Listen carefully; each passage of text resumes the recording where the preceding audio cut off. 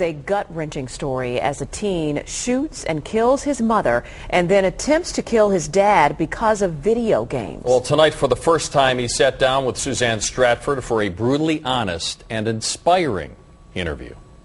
Bill and Stacy, doctors say it's a miracle that he's even alive. A hollow point bullet pierced his head, fired at close range at the hands of his own son. Tonight he shares his story of survival and forgiveness.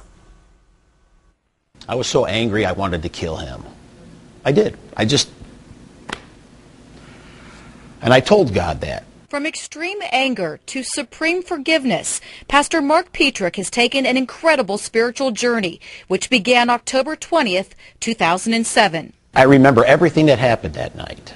Everything. Mark and his wife of almost 24 years, Sue Petrick, were home in their Brighton Township house with their son, Danny. We were getting ready to watch the Indians baseball game, playing the Red Sox. Danny said he had a surprise for his parents, which made them happy. The 16-year-old had been acting up in recent days since his parents took away his video games, especially Halo 3.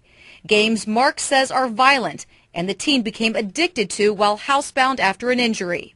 He says, close your eyes, I have a surprise. And next day, I was okay. We were pretty excited about that, my wife and I. And next thing I know, I wake up and my whole head is completely numb. But then Danny sits down next to me on the couch and he says, "Here, Dad, take this."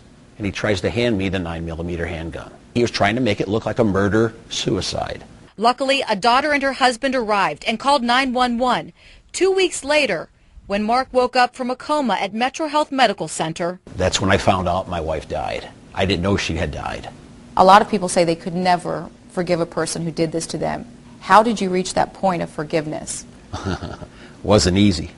I cannot honestly say I got myself to that point. I can't.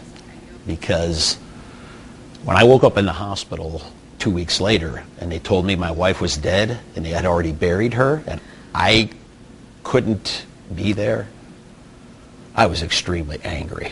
I told God, you know what, I hate that kid. I hate him. I never want to see him again. In fact, the next time I see him, I will kill him. I told God that. And he says God responded. I was reminded of the words of Jesus as he hung on the cross when he said, "Father, forgive them, for they know not what they do." I just started crying, and the Lord spoke to me again and said, "I'm going to enable you to forgive your son."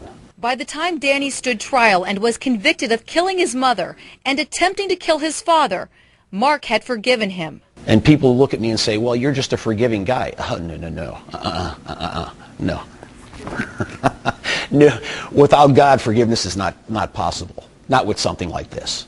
And after taking a 9mm hollow point bullet to the head and surviving 7 surgeries, Mark's life has taken on new purpose. He is still pastor of the New Life Assembly of God Church in Wellington, but now he's added a new mission, getting violent video games out of the hands of children. I'm going to fight them because they are putting into the hands of our children a weapon that teaches them that murder and killing is okay, and it teaches them how to do it. Pastor Petrick is definitely on a mission. Pastor Petrick, on that mission, Danny Petrick, by the way, was sentenced to 23 years to life. He is serving his sentence in Mansfield. Pastor Petrick and his 2 daughters and the rest of the family, they visit him frequently. He says Danny did apologize for what he did, and now his father is trying to help the son forgive himself.